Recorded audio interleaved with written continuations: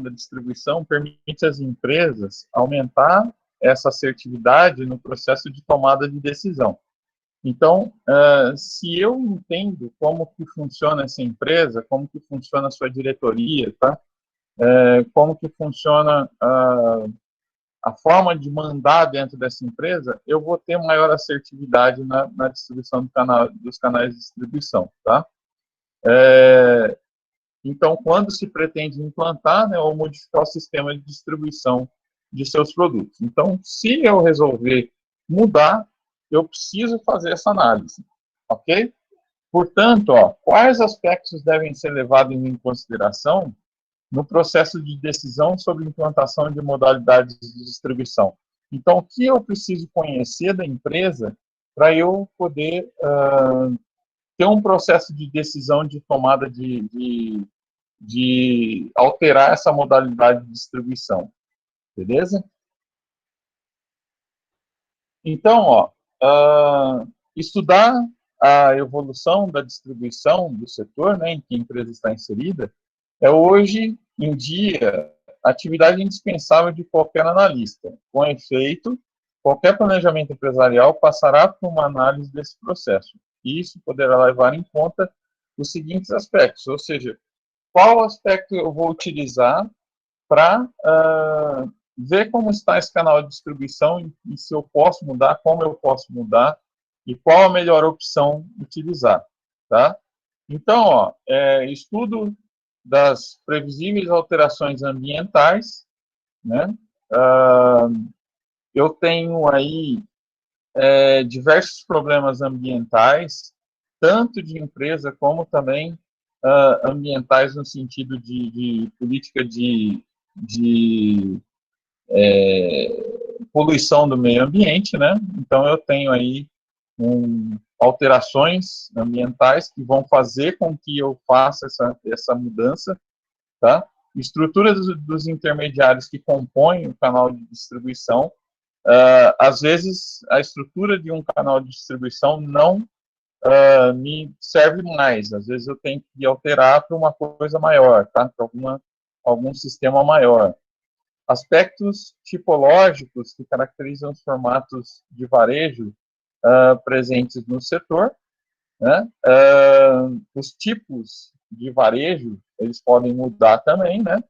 Fatores internos que condicionam a evolução, ou seja, dentro da empresa, às vezes você tem fatores internos que vão pedir essa mudança de canais de distribuição, né? Isso pode ser vários fatores, não é um só, pode ser vários. O grau de inserção do setor no mercado global, ou seja, se eu resolvo mandar para fora do país, eu preciso utilizar outros canais de distribuição, na maioria das vezes, né? Justamente por aquela questão que eu falei para vocês na aula passada, ou retrasada, de que quando você vai exportar, normalmente os canais de distribuição eles são diferentes, né? Cada país tem a sua forma, cada país tem as suas particularidades. Então, se eu estou entrando no mercado global, naturalmente, do grau de inserção que eu estou entrando, se eu estou mandando para vários países, isso vai ter uma alteração grande, tá? E necessidade de eventuais adaptações na cultura empresarial. Na cultura empresarial, na maioria das vezes, é quando eu tenho uma reestruturação, por exemplo, gerencial ou de diretoria, tá? Vamos supor que morreu lá o dono, lá, e o filho assumiu, e tem características diferentes. Então, às vezes, você pode ter essa mudança referente à cultura empresarial, tá? A pessoa vem com outra cabeça, né? Não necessariamente a pessoa precisa morrer, né? Às vezes é o natural que o filho assuma a empresa do pai e tal. Então, pode ser através disso, tá? Vem com outra cabeça, tá? Então, a cultura empresarial, definida como as normas e os valores prevalecentes na empresa, é determinada por uma série de fatores, tá? E os mais importantes são, primeiro, a língua, tá? Se eu estou mandando para o mercado global, eu tenho esse problema, né? as atitudes políticas de cada região, então eu posso ter esse problema, a legislação e as atitudes sociais e os valores, a educação e religião. Então, tudo isso engloba aquela questão social, né? Então, pode ter mudanças em cima disso. Moody sugere que essa análise não é mole, não, tá? O Moody, que é um autor aí, sugere que analise o comportamento organizacional seja realizada com base em elementos que compõem o triângulo da cultura. Primeiro, a comunicação, como é feita a comunicação entre esses canais de distribuição, a organização e a liderança, tá? Para, desse modo, tipificar as empresas de acordo com a cultura prevalecente. Então, eu estou tentando achar um norte aí, de como é essa empresa, para eu poder caracterizar os canais de distribuição, tá? Como que é a cultura interna dessa empresa, para eu poder tipificar quais são esses canais de distribuição. Ela manda para fora, ela manda só aqui interno, tal. Então tem uma série de situações aqui de que para onde eu for mandar esse material, para onde eu for mandar esse produto meu, esse serviço meu, tá? Para onde eu for mandar, eu preciso checar tudo isso. Qual é a língua da região, quais as atitudes políticas. Por exemplo, você vai mandar para determinados países, é totalmente diferente do Brasil, né?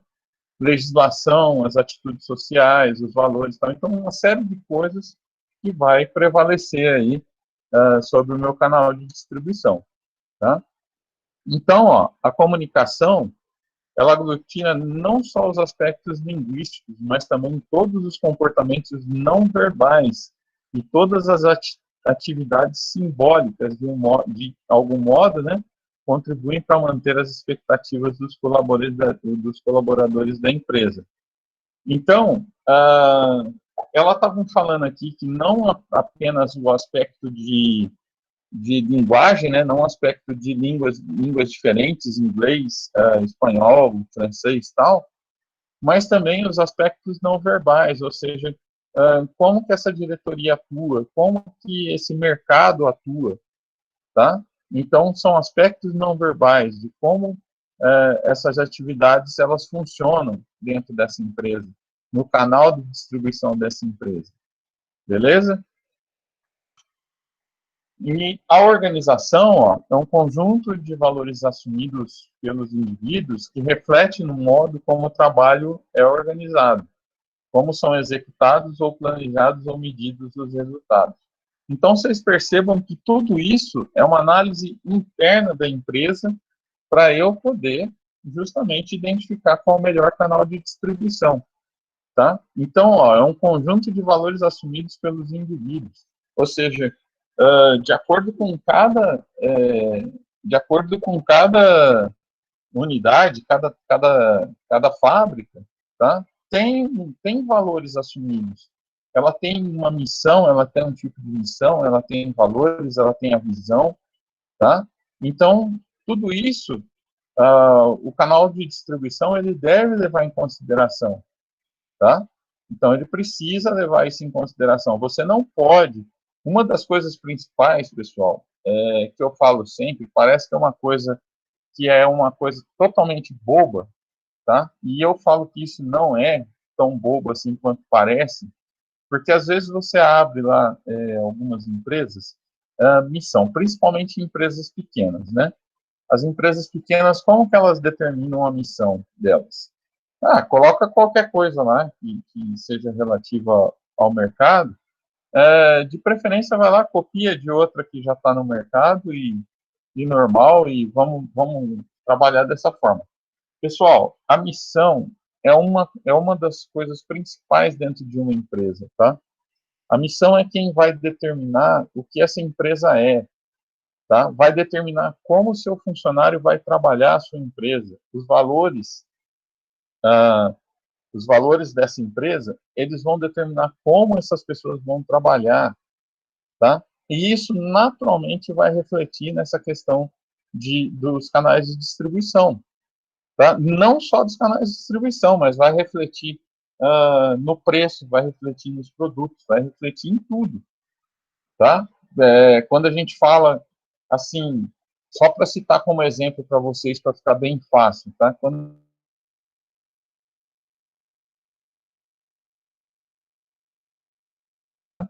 Essa é a missão dela, é colocar um produto mais acessível no mercado, que as pessoas possam consumir, as pessoas de classe D e E possam consumir, C, D e E possam consumir.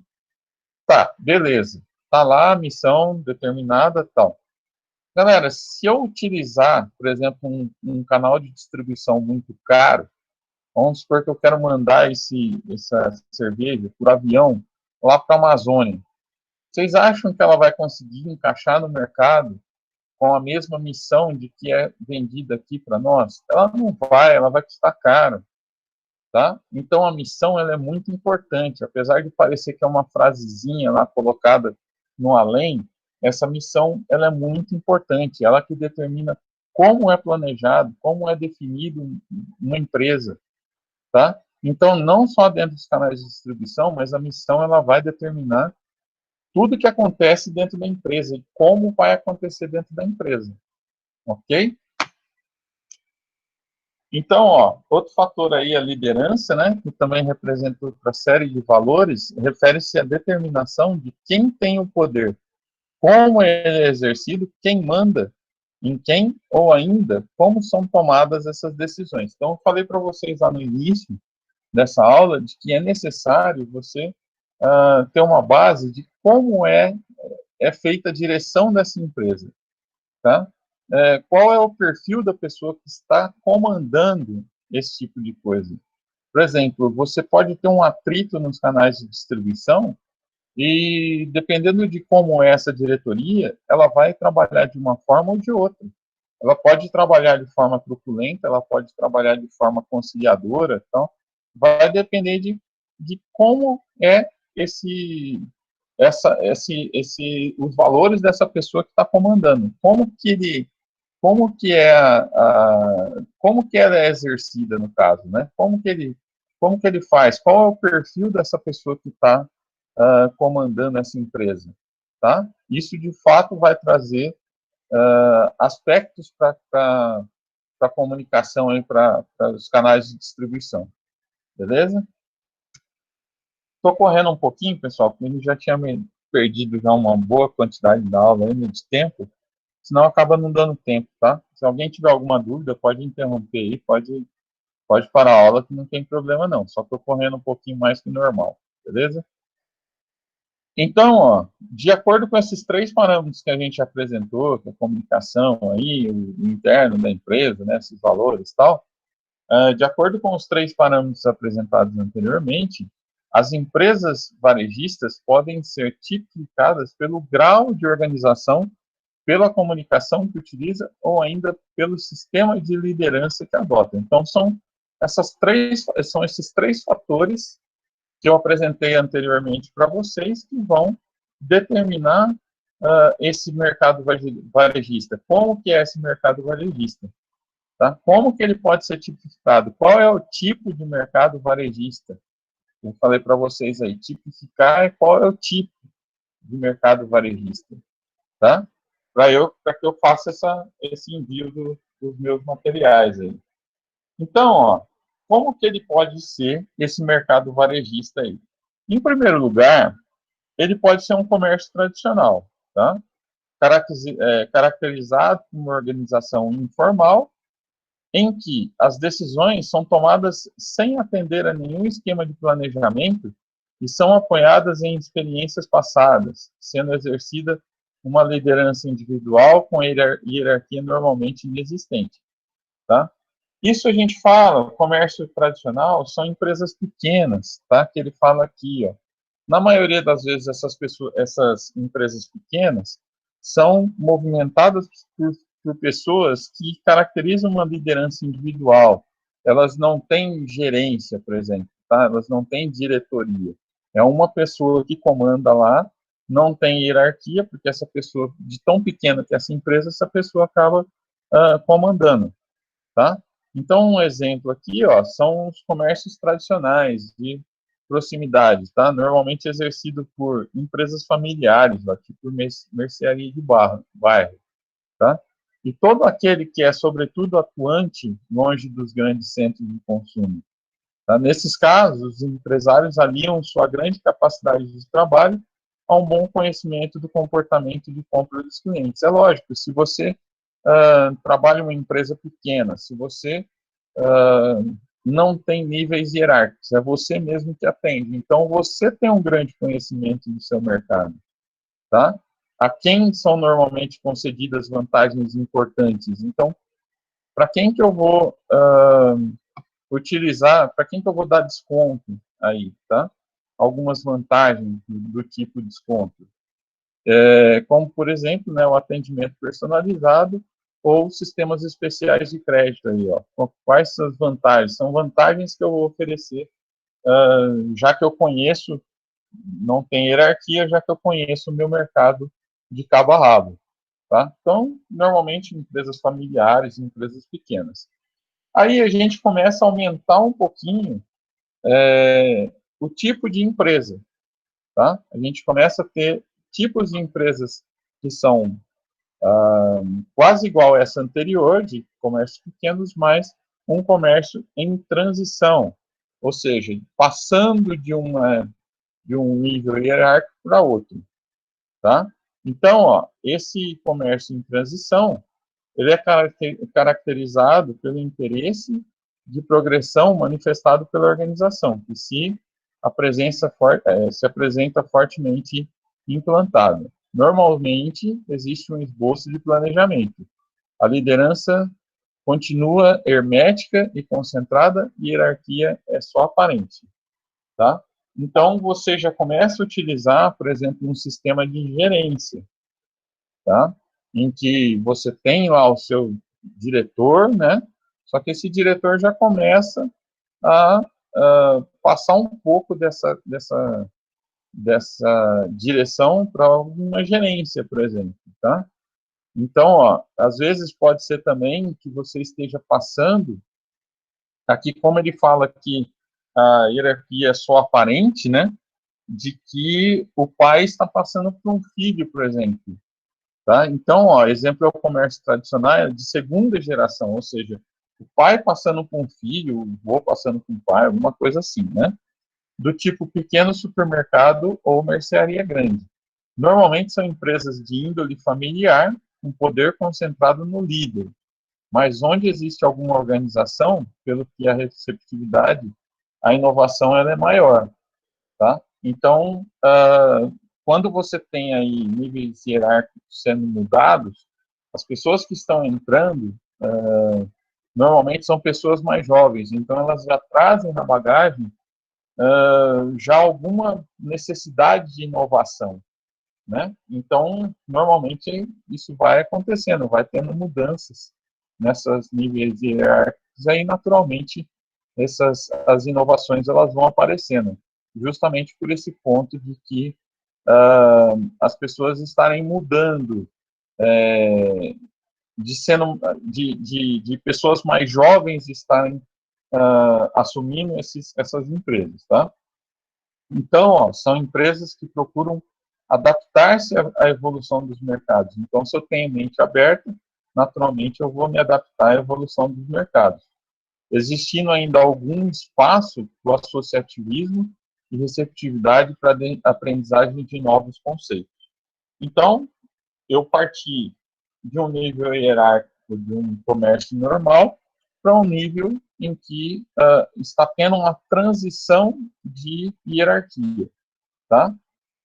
Num terceiro tipo de comércio aqui, é o comércio contemporâneo, ou seja, o que é contemporâneo? Mais atual, em que as pessoas estão com mente mais aberta, tá? Então, ó, ele é caracterizado pela introdução de novos métodos de gestão na organização e ainda pelo perfil do empresário. Lembra que eu falei lá no início que você tem que conhecer qual é o perfil da pessoa que está comandando, né? E como que é feita a gestão dessa empresa. Olha aí, ó, caracterizado pela introdução de novos métodos de gestão ou seja, como que é a direção e como é o perfil do empresário que comanda. Se ele é centralizador, se ele não é, se ele costuma passar essas coisas para frente, né? Então, normalmente, sem experiência anterior no setor, tá?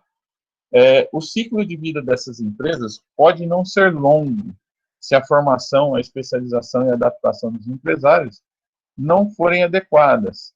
Caso contrário, trata-se de empresas rentáveis onde impera uma forte motivação. Então, aí, pessoal, um exemplo que ele dá aqui é o exemplo da franquia, tá? Por que da franquia? A franquia, se você tiver uma pessoa que comanda isso tudo, tá?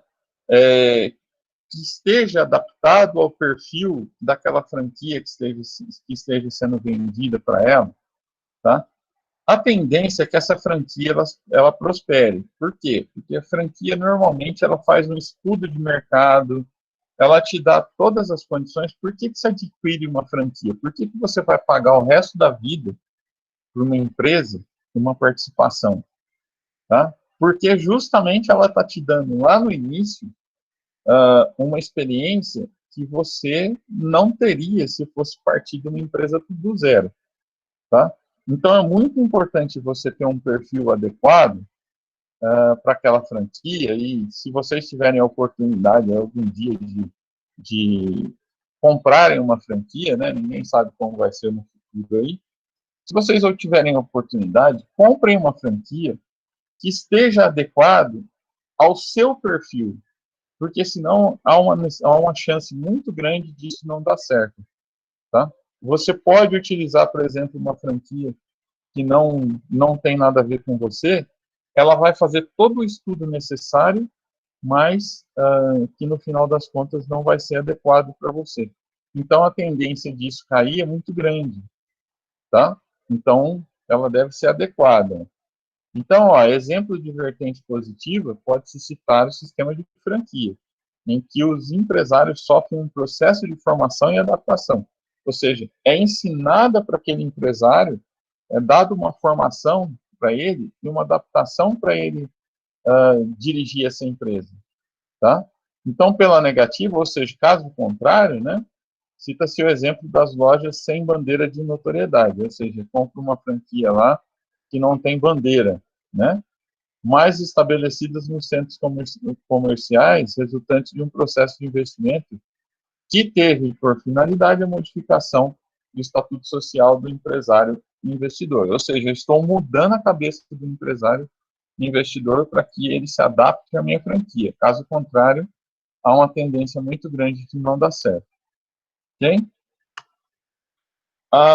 Também tem aí a questão do comércio organizado. Caracteriza-se pela organização formal, com uma estrutura hierárquica bem definida e liderança repartida por vários níveis orgânicos, em que são utilizadas as mais recentes técnicas de gestão.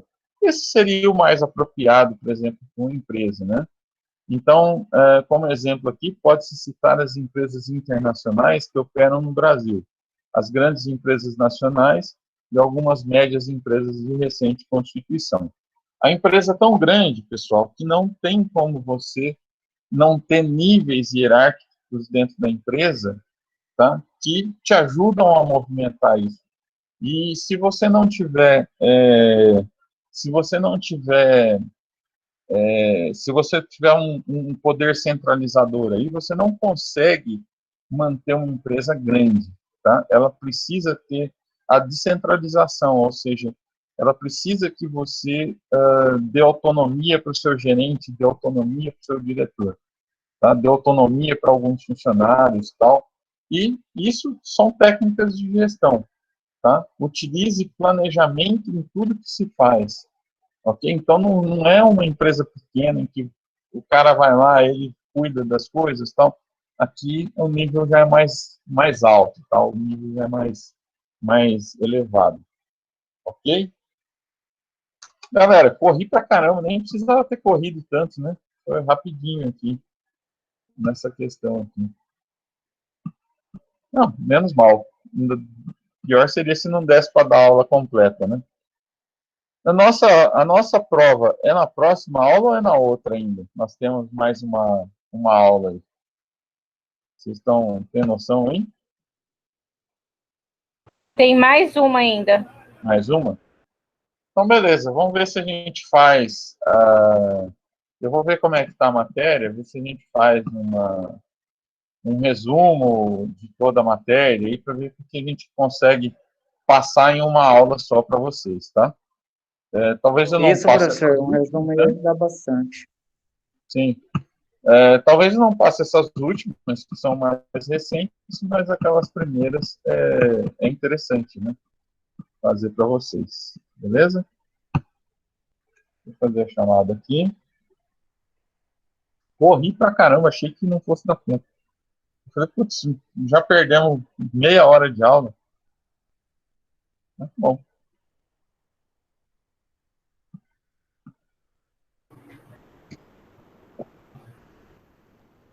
Deixa eu colocar aqui, senão eu não consigo ver quem que está no chat aqui.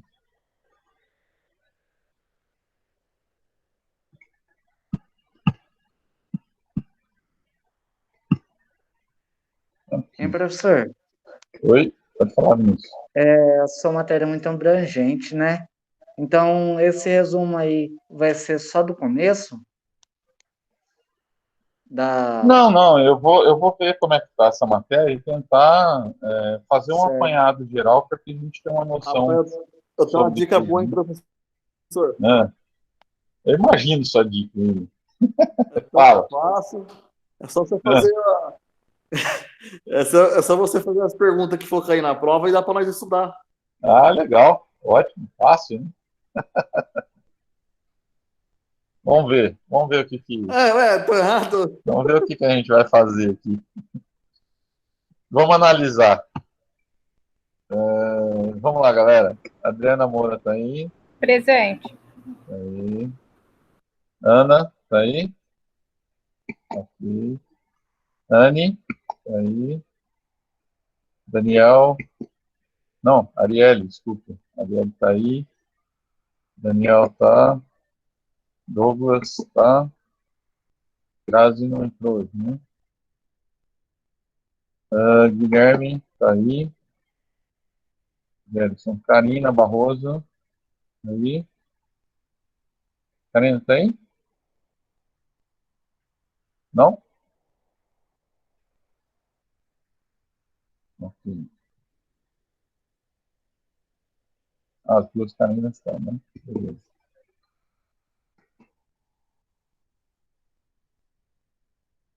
Kátia tá aí, Kátia tá. Luiz, tá aí, né? Aí. Osmar. Presente. Roselaine. Aí. Aí. Thaís. Tá, né?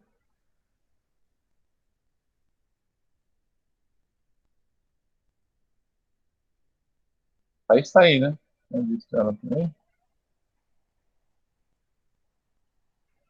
Thaís, tá? Não? Aqui, depois eu respondo aí. Vinícius, tá aí? Aqui, professor. Vinícius Xavier, tá aí? Tô aqui. William. Aqui. Eduardo. Boa noite, senhor. Lívia, tá aí, né? Ok, galera. É isso. Então, na próxima aula, não percam, a gente faz um apanhado geral aqui, pelo menos para dar uma noção da matéria para a gente ver. Beleza? Eu não vou dar nada de novo, não, senão vai ficar muita coisa. A gente fica com essas 6 aulas aí, iniciais aí. Beleza? Ainda fica com um tempinho aí para a gente descansar. Combinado, professor. Bom final de semana. Professor, vamos comer semana. Final de semana não, amanhã tem aula, senhor. Então é que é bom. Verdade. Não é dessa matéria, rapaz. Amanhã estamos de aula. Beleza? Falou, galera. Falou, Douglas. Um abraço. Valeu. Boa noite, galera. Até.